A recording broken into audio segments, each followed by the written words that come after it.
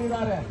ಮೋದಿ ಸರ್ಕಾರ ಬಂದಾಗಿನಿಂದನೂ ಸಹ ಕರ್ನಾಟಕಕ್ಕೆ ಸಿಕ್ಕಿರೋದು ಬರೀ ಚಂಬು. ಕರ್ನಾಟಕ ದೇಶಕ್ಕೆ ನಾವು ದುಡಿತೇವೆ, ಬೆವರು ಸುರಿಸಿ ದುಡಿದು ತೆರಿಗೆ ಕಟ್ಟಿ ದೇಶವನ್ನ ಸಾಕ್ತಾ ಇದ್ದೇವೆ. ಕರ್ನಾಟಕದ ದುಡ್ಡು ಬೇರೆ ರಾಜ್ಯಗಳಿಗೆ ಲಾಭ, ಆದ್ರೆ ಕರ್ನಾಟಕಕ್ಕೆ ಸಿಕ್ಕಿದ್ದು ಮಾತ್ರ ಚಂಬು.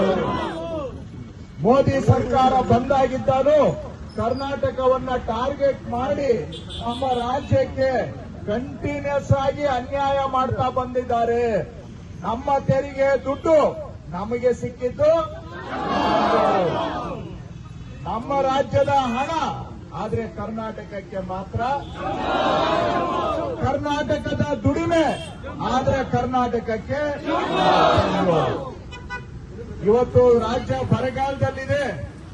ಬರಗಾಲದಲ್ಲಿ ಕರ್ನಾಟಕಕ್ಕೆ ರೈತರಿಗೆ ಪರಿಹಾರ ಕೊಡಬೇಕಾಗಿತ್ತು ಕೇಂದ್ರ ಸರ್ಕಾರ, ಆದ್ರೆ ಬರಗಾಲದಲ್ಲಿರೋ ಕರ್ನಾಟಕಕ್ಕೆ ಸಿಕ್ಕಿದ್ದು ಸೆಂಟರಿಂದ ಬರೀ ಚಂಬು. ಅಲ್ಲೂ ಅನ್ಯಾಯ ಕರ್ನಾಟಕಕ್ಕೆ. ಮೋದಿ ಅವರು ರೈತರ ಆದಾಯ ಡಬಲ್ ಮಾಡ್ತೀವಿ ಅಂತ ಹೇಳಿದ್ರು. ನಿಜವಾಗಿ ಡಬಲ್ ಆಗಿದ್ದು ರೈತರ ಖರ್ಚು. ಹಾಗಾಗಿ ರೈತರಿಗೆ ಸಿಕ್ಕಿದ್ದು ಚಂಬು. ರೈತರ ಆದಾಯ ಡಬಲ್ ಮಾಡ್ತೀವಿ ಅಂತೇಳಿ ಇವತ್ತು ರೈತರಿಗೂ ಬರೀ ಚಂಬು ಕೊಟ್ಟಿದ್ದಾರೆ. ಅದೇ ತರಹ 2 ಕೋಟಿ ಉದ್ಯೋಗ ಕೊಡ್ತೀವಿ ಅಂತ ಹೇಳಿದ್ರು, ಯುವಕರಿಗೆ ಸಿಕ್ಕಿದ್ದು ಚಂಬು.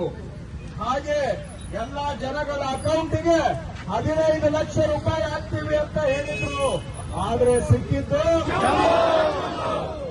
ಇವತ್ತು ಭಾರತೀಯರಿಗೆ ಸಿಕ್ಕಿದ್ದು ಚಂಬು.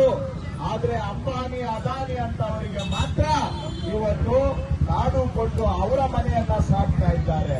ಹಾಗಾಗಿ ಇವತ್ತು ಕರ್ನಾಟಕದಲ್ಲಿ ಪ್ರಚಾರಕ್ಕೆ ಬರ್ತಾ ಇರೋ ಮೋದಿ ಅವರಿಗೆ ನಾವು ಏನ್ ಕೊಡಬೇಕು?